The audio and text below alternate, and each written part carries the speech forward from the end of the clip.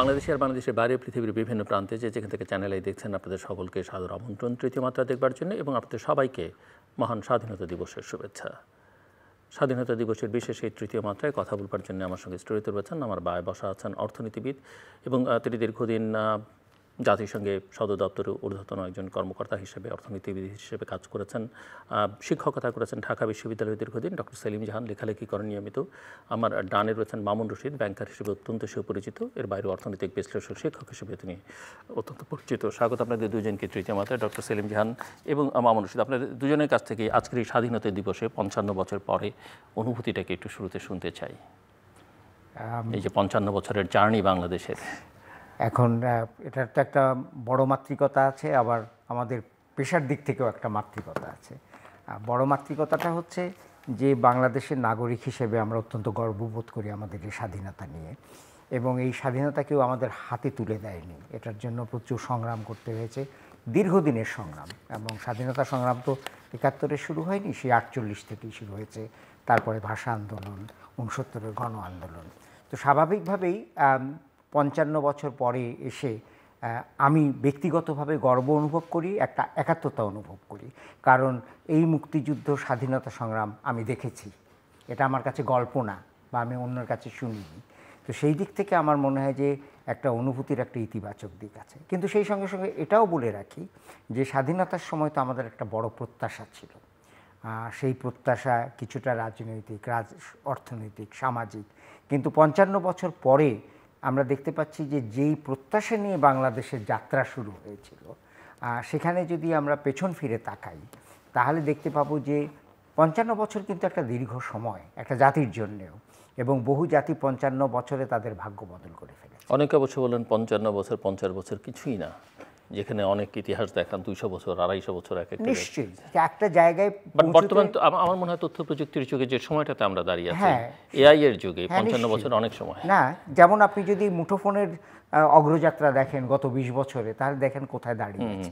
আর আমি 55 বছর মনে করছি যে এটা একটা সময় যখন প্রবণতাটা বোঝা যাবে।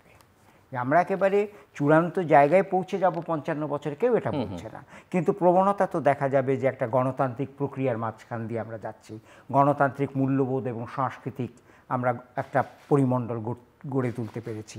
অর্থনৈতিক দিক থেকে আমরা যে জায়গা থেকে যাত্রা শুরু করেছিলাম, সেখানে শুধু অর্থনীতির প্রসারই হয়নি, কিন্তু অর্থনীতির গুণগত পরিবর্তন হয়েছে, বৈষম্য কমেছে, মানুষের জীবনযাত্রার মান বেড়েছে।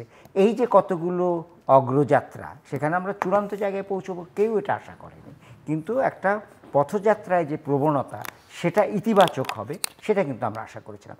আমার মনে হয় যে সেইখানে প্রত্যাশার জায়গায় একটা ঘাটতি আছে, গণতান্ত্রিক সংস্কৃতি গড়ার পেছনে একটা ঘাটতি আছে।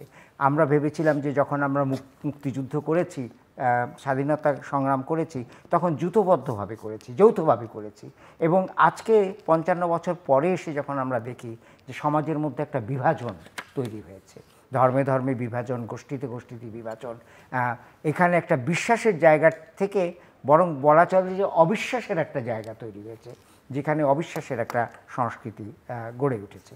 55 বছর পরে যখন আমরা দেখি যে গণতান্ত্রিক মূল্যবোধের মানে বিপরীতে একটা সহিংসতার সংস্কৃতি গড়ে উঠেছে, তো স্বাভাবিকভাবেই আমার মনে হয় যে আমাদের প্রত্যাশার সঙ্গে কিন্তু এটা মিলছে না।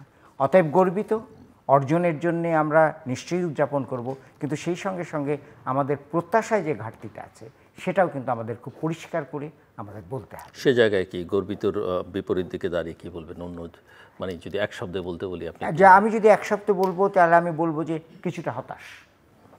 ধন্যবাদ। মিস্টার মামুন রশিদ। আমি অত্যন্ত আনন্দিত, আমাদের শিক্ষক অত্যন্ত প্রিয় একজন মানুষ এবং একজন ভালো মানুষের সাথে আজকে আলোচনা করছি এই জাতির 55 বছরের উত্থানের ইতিহাস নিয়ে। এটা আমার জন্য একজন সাধারণ লেখক, ছাত্র, অর্থনীতির সাধারণ ছাত্র হিসেবে অত্যন্ত অত্যন্ত গর্বের। সো আমি যদি স্যারের সূত্র ধরেই বলি, অফকোর্স আমাদের তো অনেক বিজয় রয়েছে। আমার সুযোগ হয়েছিল 2011 সালে ক্রাউন এজেন্টসের সহযোগিতায় মেরিল্যান্ড ইউনিভার্সিটির সাথে একটি বাংলাদেশের উপরে, বাংলাদেশ যে 40 বছরের স্বাধীনতার পরে যেই জায়গায় এসছে সেই জায়গায় আসার what has contributed towards its rise to that level of 2011. এবং আমরা অবশ্যই আমরা তখন দেখেছি যে আমি দুটি বইয়ের কথা বিশেষভাবে প্রণিধানযোগ্য মনে করছি। একটি হচ্ছে ৭১-এর চিঠি, যেটা একটা পাদপীঠ রচনা করেছে। চিঠিগুলো যদি পড়া হয়, গ্রামীণ ফোনের সৌজন্যে প্রথম আলোর উদ্যোগে যে ৭১ সালের কোনগুলো চিঠি ওখানে তুলে আনা হয়, সেই চিঠিগুলো সেগুলো বাঙালি মুক্তিযোদ্ধাদের কিংবা তরুণ মুক্তিযোদ্ধাদের আপামর জনগোষ্ঠী থেকে আসা, শুধুমাত্র সিপাহী জনতা নয়, কৃষক, শ্রমিক, মজুর, তরুণ, ছাত্র, যুবক সকলের যে সম্মিলনে যে একটা মুক্তিযুদ্ধ হয়েছিল, সেই মুক্তিযুদ্ধের বিষয়গুলো প্রতিভাত করে এনেছে।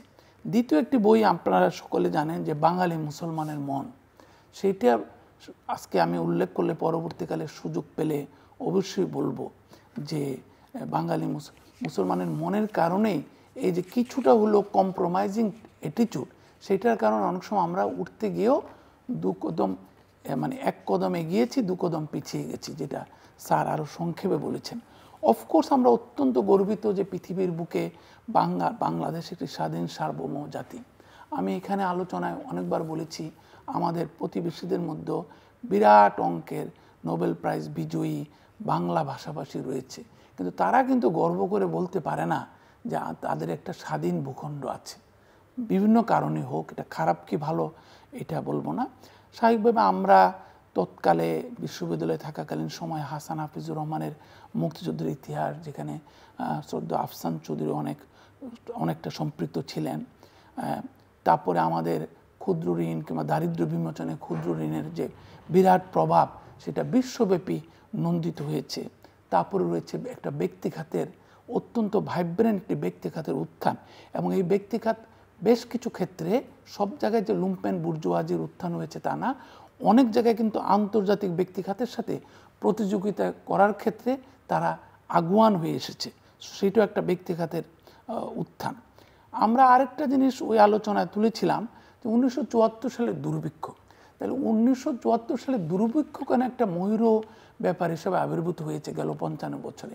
কারণ তখনই বাংলাদেশের গ্রামাঞ্চলের লোকজন বুঝতে পারলো তাদেরকে শুধু গ্রাম, যারা স্যার আমাদেরকে পড়িয়েছেন ক্লাসের রুরাল পপুলারাইজেশন, যে শহরে মানুষ চলে আসছে গ্রামে টাকা পয়সা না পেয়ে কিংবা জীবন ধারণের ক্ষেত্রে চ্যালেঞ্জের মোকাবেলা করতে গিয়ে, কিন্তু 74-এর দুর্ভিক্ষ আমাদেরকে বলেছে যে হেতা নয় অন্য কোথাও, অন্য কোনোখানে, শুধু ঢাকায় গেলে হবে না। সুতরাং আমরা তখন থেকে শুরু হলো এর পরের থেকে মধ্যপ্রাচ্যে, দূরপ্রাচ্যে বাংলাদেশিদের যাওয়া, সেটা কিন্তু আজকে একটা বিরাট ময়ূর আকার হয়ে ধারণ করেছে। একদিকে যেমন প্রায় 1 কোটির মতো লোক যদি দেশে থাকতো 17 কোটির সাথে, তাহলে একটা বিরাট চাপ হতো। দ্বিতীয় হচ্ছে তারা তো দেশে নাই, আমাদের উপরে চাপও সৃষ্টি করছে না, উল্টো আমাদের বাজেটের অর্থায়নে, তারপরে বৈদেশিক মুদ্রা তারল্য সঞ্চারে প্রায় $25 বিলিয়ন তারা অবদান রাখছে। সো এইটা আমাদের একটা বিরাট অবদান রেখেছে 1974 সালের দুর্ভিক্ষ থেকে আমরা শিখেছি। আরেকটা জিনিস আমরা বিরাটভাবে দেখেছি ইদানিংকালে, কিছুটা যদিও সন্দেহ প্রকাশ করা হচ্ছে বিভিন্ন করিডোরে, সেটা হচ্ছে কর্মক্ষেত্রে ক্রমাগত হারে নারীর প্রবেশ। সেইটা আপনি বিশ্বব্যাংকের রিপোর্টগুলোতে, স্যারও জাতিসংঘের মানব উন্নয়ন রিপোর্টে অনেক সময় কভার করেছেন বলে আমার জানা আছে। সো নারীর প্রবেশ, নারীর উত্থান, একটা তো মাইক্রো ক্রেডিটের কথা বললামই, আরেকটি বিষয় দাঁড়িয়েছে শত বাধা সত্ত্বেও প্রায় মুক্ত একটি গণমাধ্যম। তারপরে আমরা যে এই ডিফেক্টিভনেস, আমরা স্বাভাবিকভাবে একটা দুর্বল জাতি ছিলাম, যুদ্ধবিধ্বস্ত অর্থনীতি ছিলাম। অনেকে যদিও বলে যে থ্যাংক গড আমরা 9 মাসের যুদ্ধ করে স্বাধীনতা পেয়েছি, তা না হলে আরও বিধ্বস্ত হয়ে যেতাম, আরও ক্ষয়ক্ষতি হতো। কিন্তু আরেকটি ভালো দিক ছিল আমাদের, সেটা হচ্ছে যে বিশ্বব্যাংক, IMF-এর মতো উন্নয়ন সহযোগীরা মনে করে Bangladesh is a very good example of aid effectiveness.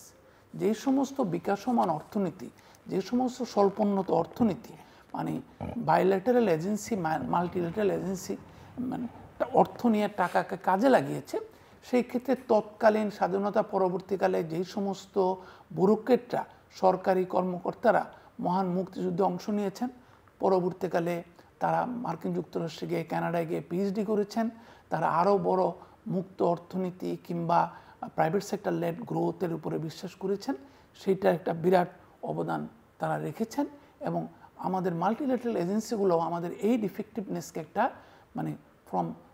From a distance খুব রেসপেক্টফুলি দেখে। আর last but not the least সেটা হচ্ছে যে আমাদের ইদানিংকালে আমরা যেমনটি আন্তর্জাতিক প্রাইভেট সেক্টরে বাংলাদেশের তরুণরা, যুবকরা, যুবতীরা তারা আস্তে আস্তে করে মার্কিন যুক্তরাষ্ট্রে পড়তে গিয়েছে, তারপর ওখানে চাকরি করছে, সেটা গুগল বলুন, ফেসবুক বলুন, টেসলা বলুন, অ্যামাজন বলুন, সবাইকে সামগ্রিকভাবে Bangladesh has come across a long way.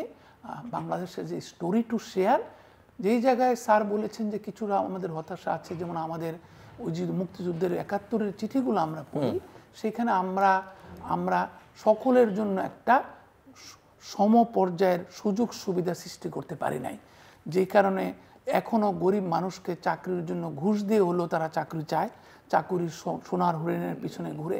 আমরা এখন একটি সম্মানজনক শিক্ষা ব্যবস্থা সৃষ্টি করতে পারি নাই, বিচার পাওয়ার অধিকার ন্যূনতমভাবেও প্রতিষ্ঠিত হয়নি, এবং এই কারণে দেখা যাচ্ছে আমাদের বিজ্ঞান শিক্ষা কিংবা আমাদের স্টেম, যেটা science, technology, electronic and education, তাদের শিক্ষা থেকে বাইরে গিয়ে শুধুমাত্র মানুষ দিন রাত ঢাকা বিশ্ববিদ্যালয়ে আগে স্যাররা কি পড়তেন, কি বই ইস্যু করতেন, আর এখন শুধুমাত্র রাত দিন ইটা দিয়ে বিসিএস দিচ্ছে মানুষ শুধু।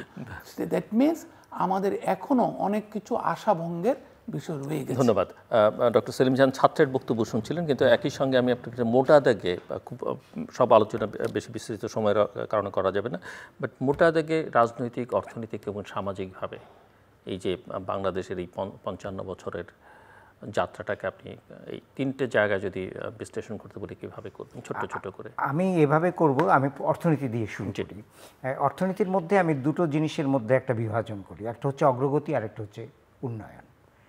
আমি বিভাজন করি এইভাবে যে অগ্রগতি মানে হচ্ছে কোনো একটা ইতিবাচক জিনিস যদি প্রসারিত হয়, অগ্রগতি। জাতীয় আয় বাড়লে পরে আমরা বলি যে অগ্রগতি, কিংবা নেতিবাচক একটা জিনিস যখন কমে যায় আমরা বলি অগ্রগতি। শিশু মৃত্যুর হার যখন কমে যায় তখন হচ্ছে অগ্রগতি। এখন অগ্রগতি মানে হচ্ছে যে একটার পরিমাণগত প্রসার, কিন্তু উন্নয়ন হচ্ছে সেটার গুণগত একটা উন্নয়ন বা একটা উন্নতি। তো বাংলাদেশের অর্থনৈতিক যে অগ্রযাত্রা আমরা যেটা দেখেছি, সেইখানে আমি বলবো যে অগ্রগতি বহু হয়েছে, এটা অস্বীকার করার কোনো উপায় নেই। আমরা মানুষের প্রত্যাশিত আয়ুর ক্ষেত্রে দেখেছি অগ্রগতি হয়েছে, শিশু মৃত্যু হারের ক্ষেত্রে দেখেছি অগ্রগতি হয়েছে, ভৌত অবকাঠামোর ক্ষেত্রে দেখেছি অগ্রগতি হয়েছে, উপাত্তের যত রকমের অতিরঞ্জনের পরেও আমরা দেখেছি যে আমাদের প্রবৃদ্ধি বেড়েছে। কিন্তু প্রশ্নটা হচ্ছে যে এটার গুণগত দিক থেকে কতখানি এটা মানে উন্নতি হয়েছে। এখন আমরা যদি বলি যে দারিদ্র্য অনেক কমেছে, নিশ্চয়ই কমেছে, মাথাপিছু দারিদ্র্য কমেছে, কিন্তু বৈষম্য কিন্তু বেড়েছে। আমি যে মানব উন্নয়নের কথা বলছি যে শিশু মৃত্যুর হার কমেছে, কিন্তু একেবারে উচ্চতম জায়গায় শিশু মৃত্যুর হার যেখানে 1000-এ 20, সেখানে একেবারে গরিব ঘরে সেটা 1000-এ 50।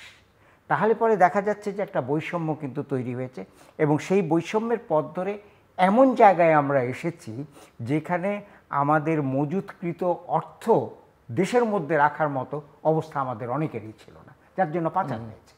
তো সেই জন্য আমি মনে করি যে অর্থনৈতিক দিক থেকে যদি বলি যে অগ্রগতি হয়েছে, কিন্তু উন্নয়ন যেটাকে বলি যে গুণগত একটা পরিবর্তন, যে অগ্রগতিতে জনগণ অংশীদারত্ব অনুভব করবে, জনগণ সেটা নিয়ে গর্ব করবে, জনগণ সেটা আপামর জনগণ সেটার অংশ হবে, সেটা কিন্তু হয়নি। একটা বিশেষ শ্রেণীর জন্য অর্থনীতি কাজ করেছে, নীতিমালা কাজ করেছে, এবং সেই জায়গায় একটা বৈষম্য তৈরি হয়েছে, এবং এটা ক্রমবর্ধমান। এবং এই প্রসঙ্গে আমি অর্থনীতির এই কথাটাও বলতে চাই যে 3টে জিনিস হয়েছে। একটা জিনিস হয়েছে যে অর্থনীতিতে আমরা দেখতে পেয়েছি যে শুধু আমরা আয় বা সম্পদের বৈষম্যের দিকে তাকাই, কিন্তু সুযোগের একটা বৈষম্য হয়েছে। শিক্ষায় কয়েক ধারার শিক্ষাক্রম করে আমরা সুযোগের বৈষম্য তৈরি করেছি, স্বাস্থ্য খাতেও কিন্তু একই। দ্বিতীয়ত, অর্থনীতির অগ্রগতি কিন্তু শুধুমাত্র অর্থনীতির উপর নির্ভর করে না, সেখানে সুশাসন কতটা আছে, সেখানে দৃশ্যমানতা, জবাবদিহিতা কতখানি আছে, অর্থনৈতিক শৃঙ্খলা কতখানি আছে। আমরা জানি যে আমরা প্রাতিষ্ঠানিকভাবে সেগুলোকে বিধ্বস্ত করেছি বিভিন্নভাবে, সেই জায়গায় আমরা আসিনি। তৃতীয়ত হচ্ছে কণ্ঠস্বরের স্বাধীনতা। অর্থনীতিতে আপনার একটা কণ্ঠস্বরের স্বাধীনতা লাগবে। আপনি কি চান, আপনার জীবনকে নিয়ন্ত্রণ করার জন্যে, প্রভাবিত করার জন্যে যে ধরনের নীতিমালা হয়, যে ধরনের সিদ্ধান্ত হয়, আপনার কি তাতে কণ্ঠস্বর আছে কিনা? এটা গেল অর্থনীতি। আমি বলবো যে রাজনৈতিক দিক থেকে আমরা নির্বাচন করেছি, আমরা নির্বাচন নষ্ট করেছি, নির্বাচনের প্রতিষ্ঠান মূল্যবোধকেও আমরা নষ্ট করেছি বিভিন্ন সময়। কিন্তু সবচেয়ে বড় কথা হচ্ছে যে আমরা একটা গণতান্ত্রিক সংস্কৃতি গড়ে তুলতে পারিনি। যে গণতান্ত্রিক সংস্কৃতির মধ্যে গণতান্ত্রিক মূল্যবোধ থাকবে, নির্বাচন বা সেই জিনিসগুলো তো থাকবেই, গণতান্ত্রিক একটা মূল্যবোধ থাকবে, পরমত সহিষ্ণুতা থাকবে, সহনশীলতা থাকবে, আলাপ আলোচনার একটা জায়গা থাকবে। সেই জাতীয় একটা গণতান্ত্রিক সংস্কৃতি গত 55 বছরে আমরা কিন্তু তৈরি করতে পারিনি, যার জন্যে রাজনৈতিক দিক থেকে নির্বাচন হয়েছে, প্রতিষ্ঠানের পর প্রতিষ্ঠান গড়ে উঠেছে, আমাদের বেসরকারি সংস্থাগুলো প্রসারিত হয়েছে, কিন্তু না দলের মধ্যে, না পরিবারের মধ্যে, না আমার নিজের মধ্যে, রাষ্ট্র তো অনেক দূরের কথা, একটা গণতান্ত্রিক মূল্যবোধ কিন্তু এখনও তৈরি হয়নি। এটা কিন্তু আমি বলবো যে রাজনৈতিক দিক থেকে একটা বড় ব্যর্থতা। সামাজিক দিক থেকে মেরুকরণ হয়েছে। সামাজিক দিকে মেরুকরণ হচ্ছে শুধু ধনী এবং দরিদ্রের মধ্যে নয়, শহর এবং গ্রামের মধ্যে, নাগরিক সমাজ এবং গ্রামীণ অর্থনীতির মধ্যে, যারা আমাদের মানে সমতলে যারা জনসংখ্যা আছে এবং পাহাড়ি যেখানে জনসংখ্যা আছে তাদের মধ্যে, এবং এই যে একটা মেরুকরণ সমাজের মধ্যে করেছে, তার ফলে সামাজিক বন্ধনটা কিন্তু আপনি যদি দেখেন অনেক শিথিল হয়ে গেছে। পরিবারের মধ্যে হয়েছে, পাড়া বলে যে একটা প্রতিষ্ঠান ছিল সেটা আমাদের এখন নেই, এবং সমতলের সঙ্গে বাইরের যারা পাহাড়ি জনগোষ্ঠী আছে, বাংলাদেশি আছে, সেখানেও আমরা দেখতে পাচ্ছি যে এক ধরনের বিভাজন হয়েছে। সুতরাং মোটা দাগে যদি আমি বলি যে এক, অর্থনীতিতে অগ্রগতি হয়েছে কিন্তু উন্নয়নের জায়গায় প্রশ্নবিদ্ধ। দুই, রাজনৈতিক দিক থেকে রাজনৈতিক যে অনুষ্ঠান যেগুলো আমরা করি সেগুলো হয়েছে নির্বাচন বা ইত্যাদি, কিন্তু রাজনৈতিক দিক থেকে গণতান্ত্রিক সংস্কৃতির একটা অনুপস্থিতি আছে। সামাজিক থেকে সংহতি কিন্তু সেখানে জোরদার হয়নি, আমরা বিভাজন তৈরি করেছি। মিস্টার মামুন রশিদ। যে আমি তো সম্পূর্ণ একমত ওনার সাথে, যে উন্নয়ন হয়েছে কিংবা যেটাকে আমরা বলি গ্রোথ, এবং গ্রোথটার কোয়ালিটি সেটটা তো দেখছি না। কারণ এই বাজার অর্থনীতির একটা খণ্ডিত বিকাশের ফলে সবচেয়ে বেশি ক্ষতিগ্রস্ত হয়েছে আমাদের সামাজিক মূল্যবোধ, যেটাকে কেন্দ্র করে আমরা অতীতকাল থেকে পারস্পরিক শ্রদ্ধাবোধ, স্যার যেটা বললেন যে পরমত সহিষ্ণুতা, অন্যকে বলতে দেওয়া, আপনার অনুষ্ঠানের সাথে অনেকটা মিল রয়েছে, তৃতীয় মাত্রা, চতুর্থ মাত্রাকে সম্পৃক্ত করা, আমি অন্যের কথা শুনবো, পাইলেও পাইতে পারি অমূল্য রতন, এই ধরনের চিন্তাগুলো। আরেকটা জিনিস হচ্ছে কি, যে আমরা যেটা শুরুতে রূপকার্থে বলেছি যে চাকরির জন্য এখনও অধিকাংশ গরিব মানুষ ঘুষ দিতে রাজি আছে, সেইটা আমাদের সামাজিক মূল্যবোধের কথা বলে দেয়। আমরা অধিকাংশ মুসলমানের দেশ হওয়ার পরেও এত অবিচার, এত বঞ্চনা, এত মানে দ্যাট মিনস আমরা ইসলামিক যে মূল্যবোধগুলা সেগুলোকে আমরা মানি না। এটার কারণ হচ্ছে বাজার অর্থনীতির খণ্ডিত কিংবা দুর্দশাগ্রস্ত বিকাশ। এটার আরেকটা কারণ হচ্ছে আমাদের শিক্ষা ব্যবস্থার সিলেবাসগুলা, সেটা কিভাবে দেখানো হয়। মানুষ এখন দেখা যাচ্ছে যে যে কোনো মূল্যে টাকা বানাতে হবে, যেটা উনি স্যার অত্যন্ত সুন্দরভাবে বলেছেন, কেন পাচার হচ্ছে টাকা, অর্থনীতি ধারণ করতে পারছে না, কিংবা সেইভাবে কাজে লাগানোর জন্য চিন্তা করছেন একটা লেভেলে, যেটাকে বলে জাতীয় পুঁজির সংবর্ধনের বিভিন্ন পর্যায় থাকে। এক একটা পর্যায়ে জাতীয় পুঁজি ম্যাচিউর করে আন্তর্জাতিক পুঁজিতে রূপান্তরিত হয়, যেটা সবরিন ফান্ড বলা হয়। যে সিঙ্গাপুরের sovereign fund also a dominant player in the মানে middle eastern investment or US investment. Chinese sovereign fund is a dominant player in the US capital growth model. এইগুলোর কারণে যে অন্তর্ভুক্তিমূলক উন্নয়ন হয়নি, তারপরে আমরা প্রতিষ্ঠানগুলোকে ধ্বংস করে দিয়েছি। এমনকি অতীতে আপনি দেখেছেন যে আমি মফস্বলে বড় হয়েছি সরকারি কর্মকর্তার সন্তান হিসাবে, আমি দেখেছি ওখানে সুযোগ পেলেই ভালো লোক বলতে যাদেরকে বোঝানো হতো, সেটা বোঝানো হতো যে আইনজীবীরা আর স্কুল কলেজের শিক্ষকরা। তাদেরকে কোনো সরকারি কর্মকর্তা কিন্তু আমাদেরকে যখন শিক্ষকরা পড়াতেন, একটা ব্যাপারে সরকারি কর্মকর্তাদের মধ্যে একটা সমঝোতা ছিল যে শিক্ষকদের ব্যাপারে কোনো ধরনের ডিসক্রিমিনেশন করা যাবে না, শিক্ষক তুমি শ্রেষ্ঠ সবার। একটা দ্বিতীয় হচ্ছে ওখানের বুদ্ধিমান লোক মানেই, সত্যিকার অর্থে সমৃদ্ধশালী লোক মানে হচ্ছে ওই জেলার শহরের আইনজীবী। মহকুমা শহরের আইনজীবী।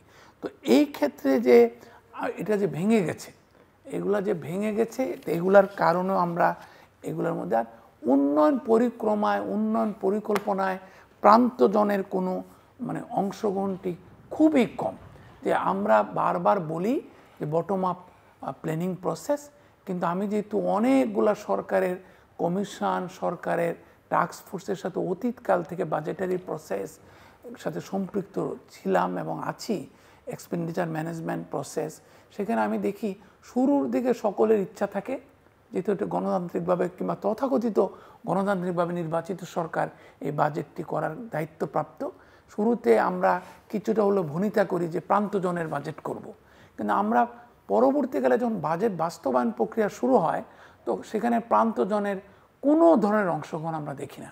তাড়াহুড়া একটা লেগে যায় এবং শেষে ওই হয় মাল্টিলেটারাল এজেন্সি কিংবা কিছু সংখ্যক অপেক্ষাকৃত বুদ্ধিমান আমলাদের উপর নির্ভরশীল একটা বাজেট পাই। এবং এমনকি বাস্তবায়নের ক্ষেত্রেও আপনার এখানে আমরা আলোচনা করেছি বেসরকারি সংস্থা কিংবা স্থানীয় সংস্থাগুলোকে খুব একটা ইনভলভ করা হয় না। এবং গেল 16-17 বছর আমরা দেখেছি ক্রমাগতভাবে প্রশাসনকে ইনভলভ করা, রাদার দেন মানে ওখানকার সামাজিক প্রতিষ্ঠানগুলো, ওখানকার বেসরকারি প্রতিষ্ঠানগুলো, ওখানকার ক্ষুদ্র ঋণ প্রতিষ্ঠানগুলো। এবং আমাদের সময় স্যার যেটা বলতে চেয়েছেন, আমাদের সময় কিন্তু লাইব্রেরি ভিত্তিক অনেক পাঠাগার আন্দোলন ছিল। তো আমরা কিন্তু ওই যে এই জেলা শহরের যে পাঠাগারগুলো আমাদের খুব প্রিয় ছিল। আমরা যখন ছুটিতে যেতাম আমরা ওই পাঠাগারে বই পড়তাম, নজরুল পড়েছি, রবীন্দ্রনাথ পড়েছি, শরৎচন্দ্র পড়েছি, জীবনানন্দ দাশ পড়েছি, এমনকি ওয়ার্ল্ড লিটারেচারও পড়েছি অনেকে, W.B. Yeats পড়েছি, কিটস পড়েছি, বায়রন পড়েছি। সো এই যে একটা জিনিস, এইটা আমাদের কেন জানি সরকার কিন্তু জেলা শহরে আরও দিচ্ছে টাকা, বরাদ্দ বেড়েছে সংস্কৃতি মন্ত্রণালয়ের, পাঠাগার আন্দোলনগুলো কিন্তু থেমে গেল। যে সমাজ যে একটা বিকাশ কেন্দ্র হিসাবে কাজ করবে, এইটা দুষ্ট পুঁজির দোর্দণ্ড প্রতাপে, যেহেতু যাদের হাতে পুঁজি গিয়েছে কিংবা যাদের সরকারের আনুকূল্যে যাদের হাতে পুঁজি গিয়েছে কিংবা রাজনৈতিক দলের আনুকূল্যে যাদের হাতে পুঁজি গিয়েছে, they are not the right target market. যার ফলে আগের দিনের জমিদারদেরকে আমরা দেখেছি, আমরা যদি বঙ্কিমচন্দ্র পড়ি, আমরা যদি শরৎচন্দ্র পড়ি, আমরা যদি রবীন্দ্রনাথ পড়ি, আমরা দেখব যে তৎকালীন জমিদাররা অনেকে কিন্তু টাইরেনিক ছিলেন, কিন্তু তারা কি করেছেন, তারা একটা বিদ্যালয় প্রতিষ্ঠা করেছেন। আপনি আগের 20টা যে জেলা শহর, যেটা প্রধান জেলা শহর এই পূর্ব পাকিস্তান তথা বাংলাদেশের প্রধান মানে পাদপীঠ রচনা করেছে, জেলা শহরে আপনি দেখবেন যতগুলা জেলা স্কুল প্রতিষ্ঠিত হয়েছে কিংবা বালিকা বিদ্যালয় প্রতিষ্ঠা হয়েছে, এগুলো কিন্তু ওই সমস্ত জমিদার, ওই সমস্ত রায় বাহাদুরদের নামে বিদ্যালয় প্রতিষ্ঠা হয়েছে। তো এই যে আমরা অর্থনৈতিক উন্নতি করতে গিয়ে, প্রবৃদ্ধির পেছনে ধাবমান থাকতে গিয়ে শিক্ষার ক্ষতি করেছি, প্রাতিষ্ঠানিক ক্ষতি করেছি এবং সামাজিক মূল্যবোধকে চরমভাবে আমরা বঞ্চিত করেছি।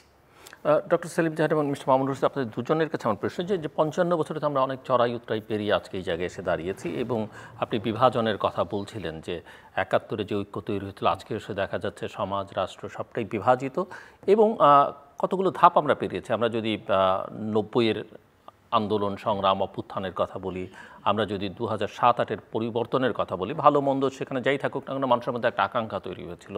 আবার 2024-এ আরেকটা বড় রকমের ছাত্র জনতার অভ্যুত্থান। কিন্তু প্রতিবারই দেখা যাচ্ছে যে যাত্রাটা একভাবে আশা নিয়ে শুরু হয়, কিন্তু হতাশাটা বাড়ে ভীষণভাবে। এই জায়গাগুলোতে ব্যর্থতার যদি কারণ আমি আপনার কাছ থেকে বুঝতে চাই, কেন এরকমটা হচ্ছে? মানুষ তো একসঙ্গে হচ্ছে, মাঠে নামছে, রাস্তায় নামছে, রক্ত দিচ্ছে, আকাঙ্ক্ষা তৈরি হচ্ছে, কিন্তু একতাটা দিচ্ছে না। আমার মনে হয় যে ওখানেও একটা বিভাজনের, এবং আমরা যদি সর্বশেষ চিত্রটা দেখি 2024-এর জুলাই অগাস্টের এক্সপেরিয়েন্স থেকেও যদি আপনারা দুজন বলতে চান, সেখানেও বলতে পারেন। না, আমার মনে হয় যে আমরা যখন আন্দোলন করি, আপনি অনেকগুলো আন্দোলনের কথা বলেছেন, 52 হতে পারে, 69 হতে পারে, 90 হতে পারে, আমি 71-কে একটা বড় সবগুলোর একটা কালমিনেট, সেটা তো ভীষণ। তো এই আন্দোলনের পেছনে মানুষ যখন একত্রিত হয়, তখন কিন্তু একটা পরিবর্তনের জন্য তারা একত্রিত হয়। একটা পরিবর্তন মানুষ চায়, সেটা রাজনৈতিক পরিবর্তন হতে পারে, সামাজিক অর্থনৈতিক পরিবর্তন হতে পারে। কিন্তু কথাটা হচ্ছে যে আন্দোলন যখন শেষ হয়ে যায়, অর্থাৎ যখন আপনি ওই ধাপে গেছেন, সে জায়গায় এসে এই আন্দোলনের সুফলটা কোনো একটা বিশেষ গোষ্ঠীর হাতে চলে যায়, এবং যার ফলে দেখা যায় যে সেই জায়গায় এসে তখনই কিন্তু আমি যে বিভাজনটার কথা বলেছি সেই বিভাজনটা শুরু হয়ে যায়। এটা বিভাজন হচ্ছে যে আন্দোলনের সুফল আমি পাবো না আমার প্রতিপক্ষ পাবে, আমি কি এটা থেকে এক ধরনের সুফল আহরণ করতে চেষ্টা করব, নাকি আমি সবাইকে মিলে এটা থেকে কি করা যায় সেটা করতে চেষ্টা করব। সুতরাং আমার মনে হয় যে 1 নম্বর হচ্ছে যে আন্দোলন করার সময় জনগণ সেখানে একটা ভূমিকা রাখে, কিন্তু জনগণের আন্দোলন করার পরে, অর্থাৎ সেখানে অংশগ্রহণ করার পরে, তখন কিন্তু এই জিনিসটি একটা রাজনৈতিক প্রক্রিয়ার মাধ্যমে যাবে, এটা একটা রাষ্ট্রীয় প্রক্রিয়ার মাধ্যমে যাবে। কারণ জনগণ তো সবসময় রাস্তায় থাকতে পারবে না, তারা রাস্তায় নেমেছে, আন্দোলন করেছে, যে পরিবর্তনের জন্য তারা চেয়েছে সেই পরিবর্তন হয়েছে, কিন্তু সেটা তারপরে একটা রাজনৈতিক প্রক্রিয়ার মাধ্যমে যাবে, রাষ্ট্রীয় প্রক্রিয়ার মাধ্যমে যাবে। রাজনৈতিক প্রক্রিয়া এবং রাষ্ট্রীয় প্রক্রিয়ার মাধ্যমে এসে দেখা যায় যে সেখানে এসে রাজনৈতিক যে সমস্ত প্রক্রিয়া আছে, রাজনৈতিক যে সমস্ত সংগঠনগুলো আছে, তখন কিন্তু তারা ওই যে বৃহত্তর যে পরিবর্তন, বৃহত্তর যে জন আকাঙ্ক্ষা, সেটাখান থেকে সরে আসে। তখন সেটা দলীয় আকাঙ্ক্ষায় পরিণত হয়, কোনো কোনো ক্ষেত্রে ব্যক্তিগত আকাঙ্ক্ষায় পরিণত হয়, কোনো কোনো ক্ষেত্রে গোষ্ঠীগত আকাঙ্ক্ষায় পরিণত হয়। তো যখন আপনি বড় ধরনের একটা আন্দোলন, বড় ধরনের একটা পরিবর্তনের আকাঙ্ক্ষাকে ওই জায়গায় সীমিত করে ফেললেন আপনার, আমি বলবো যে আপনার ক্ষুদ্র স্বার্থ দিয়ে, সেটা দলীয় হতে পারে, ব্যক্তিগত স্বার্থ দিয়ে, তখন কিন্তু জনগণকে যেটা আপনি প্রতিশ্রুতি দিয়েছিলেন বা জনগণকে আপনি যা দেবেন বলে বলেছিলেন, সেটা করার মতো আর প্রক্রিয়া ওখানে থাকে না। এবং তখন ক্রমাগত আপনি এটা মানে প্রত্যাশা করতে পারেন না যে জনগণ ক্রমাগতভাবে রাস্তায় থেকে এই চাপটা তৈরি করে যাবে, এটা যাবে না। কারণ জনগণের তার জীবন আছে, তার সংসার আছে, সে ফিরে যাবে। তো আমি মনে করি যে এটা কিন্তু আমাদের রাজনৈতিক প্রক্রিয়ার একটা ব্যর্থতা, এবং রাষ্ট্রীয় প্রক্রিয়ারও আমি বলবো যে একটা ব্যর্থতা, যে প্রত্যাশা যেটা, সেটা কিন্তু বারবার আন্দোলনের পরে এটা পূরণ করা হয়নি, এবং জনগণ প্রত্যেকবারই কিন্তু হতাশ হয়েছে। আজকেও যদি আপনি আলোচনা করেন এই আমাদের গত গণ অভ্যুত্থানের পরে এখন রাস্তায় মানুষের সঙ্গে, তো মানুষের তখন পরিবর্তনের পরে কিন্তু মানুষের প্রত্যাশা ছিল তুঙ্গে, কিন্তু মানুষ এটাও জানতো যে রাতারাতি পরিবর্তন হবে না, কিন্তু মানুষ অন্তত প্রত্যাশা করেছে যে প্রবণতা যেদিকে যাচ্ছে সেখানে আমরা কিছু কিছু সুফল আস্তে আস্তে দেখতে পাবো। তো সেই জায়গায় আমার মনে হয় যে আপনি যদি খুব মোটা দাগে বলি যে এই যে একটা অবস্থা সৃষ্টি হয় যেখানে প্রত্যাশা বারবার লঙ্ঘিত হয়, প্রত্যাশা হতাশায় পরিণত হয়, সেটা আমি বলবো যে একটা রাজনৈতিক প্রক্রিয়া এবং রাষ্ট্রীয় প্রক্রিয়ার একটা ব্যর্থতা। কারণ তারা তাদের নিজস্ব যে ধ্যান ধারণা, নিজস্ব যে স্বার্থ, সেখানে তাদের নিজেকে সীমিত রাখে। মিস্টার মামুন রশিদ, আমি এই ক্ষেত্রেও স্যারের সাথে সম্পূর্ণ একমত যে কেন পরিবর্তনের আকাঙ্ক্ষা কামিয়াব হয় না। সেটার জন্য আমি বলবো our political parties and the politicians have failed us. তাদের দলের মধ্যে গণতন্ত্র থাকা, এখন আমরা যেটা দেখতে চাচ্ছি যে আমাদের বাচ্চারা অনেক এগিয়ে গেছে প্রযুক্তির কারণে, বিশ্বায়নের কারণে, ওই ধ্যান ধারণাকে তারা কি ধারণ করছে? আপনি যদি দেখেন ব্রডার প্ল্যাটফর্মে আমাদের দলগুলো কিন্তু সেগুলো বলছে না। যারা পরিবর্তনের কাণ্ডার হিসাবে আবির্ভূত হয়েছে জুলাই বিপ্লবের মাধ্যমে, তাদের ব্যাপারেও নারীদের, আমি কেন জানি, আমি জানি না, পুরো আমি গবেষণা করি না, নারীদের কিংবা ৭১-এর সত্যিকারের যারা মুক্তিযোদ্ধা, যারা পদলহন করেনি কোনো রাজনৈতিক দলের, লেজুরো ভিত্তি করেনি, তাদের মধ্যে একটা, আমি যদি সোশ্যাল মিডিয়া দেখি, তাদের মধ্যে একটা আশঙ্কা, একটা বিনু সুতোর মালার মতো আস্তে আস্তে গ্রথিত হচ্ছে। সো সেটি একটি ফ্যাক্টর। আর আমার মনে হয় যে আমাদের রাজনৈতিক দলগুলা তারা দেওয়ালের লিখন পড়তে পারছে না। আরেকটা আমাদের কালচার, স্যার যখন বলছিলেন তখন আমি চিন্তা করছিলাম যে উইনার টেক্স ইট অল, যে সমস্ত কিছু যেইভাবে বিরোধী দলকে মানে বঞ্চিত করা হয়, যেভাবে লাঞ্ছিত করা হয়, সুতরাং তারা না এই দরিদ্র দেশে ক্লোজলি হেল্ড সোসাইটিতে, আপনি, আমি এবং স্যার, আমরা কিন্তু সবাই ক্লোজলি হেল্ড, আমাদের একটা বিনি সুতার মালায় আমরা গ্রথিত আছি।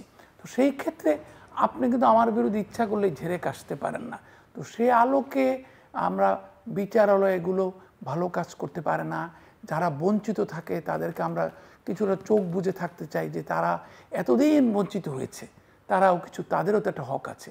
আরেকটা হচ্ছে যেহেতু আমাদের সম্পদের বন্টনটা বৈষম্যমূলক, সেই ক্ষেত্রে মানুষের প্রতি মানুষের বিশ্বাসের অভাব ঘটে গেছে।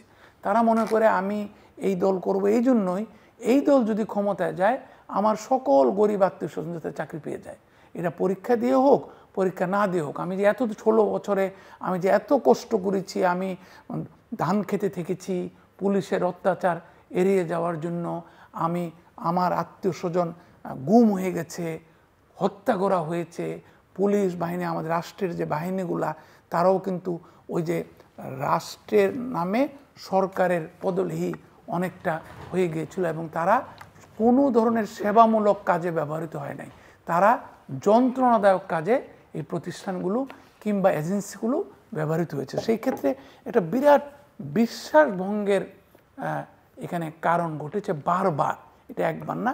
আর পরিশেষে আমি যেটা বলবো যে আমরা এখানে বারবার বলি, স্যার তো নিজে জানেন যে হার্ভার্ডের প্রফেসরদের যে বই হোয়াই নেশনস ফেল, তো আমরা যদি কোনো পরিবর্তনের আকাঙ্ক্ষাকে, কোনো বিপ্লবী আকাঙ্ক্ষাকে যদি সাস্টেনেবল করতে যাই, সেটা করতে পারে কি ওই যারা কাণ্ডারি তাদের দক্ষতা, তাদের সক্ষমতা, তাদের বিয়ন্ড দ্য বক্স দেখার সক্ষমতা, একটা জাতি কোন জায়গায় যেতে পারে, একটা জাতীয় সম্পদ কি, জাতীয় সম্পদকে আমরা কীভাবে রক্ষণাবেক্ষণ করব, জাতির ইতিহাসের কোন মানে ক্রান্তি লগ্নটি জাতির বিকাশে সবচেয়ে বেশি কাজ করেছে সেটা বোঝা।